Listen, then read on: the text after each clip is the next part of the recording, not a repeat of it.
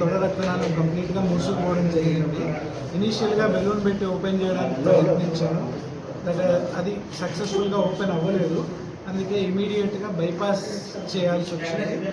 Bypass అంటే మనకి రెండు రకాలుగా ఉంటుంది. ఒకటి తన రక్తనాళం తీసి తనకే వేయడము, కానీ ఆ తీసిన రక్తనాళం జాగలో మళ్ళీ పుండు మానకపోతే ఇబ్బంది అవుతుంది. ప్లస్ పెద్ద వయసు కాబట్టి ఆర్టిఫిషియల్ ట్యూబ్ తీసుకొని తొడ దగ్గర ఒక 2 ఇంచులు, మోకాల దగ్గర ఒక 2 ఇంచులు చిన్నగా కట్ చేసి లోపల నుండి ఆ ఆర్టిఫిషియల్ ట్యూబ్ పాస్ చేసి ఆ బ్లాకేజ్ ఏదైతే ఉందో ఇక్కడ నుండి ఆ బ్లాకేజ్ ముందు నుండి కింద వరకు రక్త సరఫరాని బైపాస్ చేయడం జరిగింది. చేసిన తర్వాత ఇమీడియట్గా మనకు ఆన్ టైంలో రక్త సరఫరా అనేది పాదంలోకి వస్తుంది అనేది తెలిసింది. తర్వాత వెంటనే ఆ ఒక వేలు మాత్రం తొలగించి తర్వాత మనకు రికవరీకి కొంచెం టైం పట్టింది. ఎందుకంటే ఏజ్, షుగరు, బీపీ, కొంచెం బాడీలో ప్రోటీన్ తగ్గడము, ఇన్ఫెక్షన్, సెప్సిస్, క్రియాటినిన్ పెరగడము, ఇవన్నీ రీజన్స్ ఉండడం వల్ల కొంచెం డిలే జరిగింది. Delay in the sense recovery అనేది డిలే అయింది తప్ప మనం మొత్తానికి ఆయన కాలు కాపాడగలిగాము. వితిన్ 1 month లోపు ఆయన లేచి నడిచేలాగా చేయగలిగాము.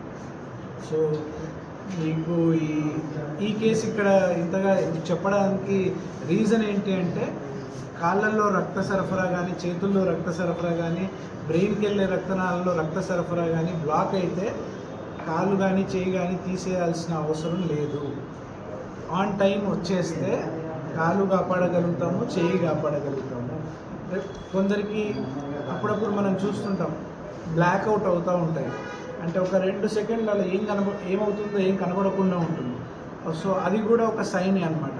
అంటే బ్రెయిన్కి వెళ్ళే రక్తనాళాల్లో అక్కడక్కడ బ్లాక్స్ ఉన్నాయని తెలుస్తుంది. సో అది మనం ముందుగానే పసిగట్టి బ్లాక్ని తీసేస్తే ఫ్యూచర్లో పెరాలసిస్ వచ్చే ప్రాబ్లమ్ని కూడా మనం అరికట్టవచ్చు. ఇవే కాకుండా యాజ్ అ వాస్కులర్ సర్జన్ మనం ఏమేమి ట్రీట్మెంట్ చేస్తామంటే మనకు ఎక్కువగా నిల్చుని ఉండేవాళ్ళు లైక్ టీచర్స్ కానీ, ఇప్పుడు మన మీడియా వాళ్ళు కానీ, పోలీస్ ఆఫీసర్సే కానీ, నర్సింగ్ స్టాఫే కానీ ఎక్కువసేపు నిల్చునే వాళ్ళకి కింద నుండి పైకి వెళ్ళే రక్త సరఫరా అనేది ఆగిపోయి కాళ్ళల్లో నరాలు తేలి ఎక్కువసేపు నిల్చుంటే కాళ్ళు వాపులు వస్తాయి, కొంచెం కలర్ చేంజ్ అవుతుంది, పుండ్లు అవుతూ ఉంటాయి. సో దాన్ని కూడా ఏ కట్టు లేకుండా ఎండోవాస్కులర్గా ట్రీట్మెంట్ చేస్తే immediate post procedure patient can walk and కాళ్ళు సేవ్ చేయగలుగుతాం. Thank you. నేను ప్రతి నెల 3 శనివారం వరంగల్కి విజిట్ అవుతూ ఉంటాను. అండ్ ఇది మా స్వస్థలం. సో మా ఇల్లు ఇక్కడే హంటర్ రోడ్లో ఉంటుంది. సో చదువుదంతా ఇక్కడే, కానీ వర్క్ మాత్రం పాస్ట్ 3 years యశోద మలక్పేటలోనే చేస్తాను. నేను డాక్టర్ రంజిత్ కుమార్ ఆనందోసు, యశోద హాస్పిటల్ మలక్పేట. నా పేరు పుష్పభద్రయ్య. నేను రిటైర్డ్ హెడ్ మాస్టర్ను. మాది నర్సంపేట. నేను 82 సంవత్సరాలు ఉంటాను. నాకు ఈ కుడికాలు 3వ వేలు కొద్దిగా వాసినాక ఇక్కడికి హన్మకొండ హాస్పిటల్కి వచ్చాను. అది కొద్దిగా కట్ చేశారు.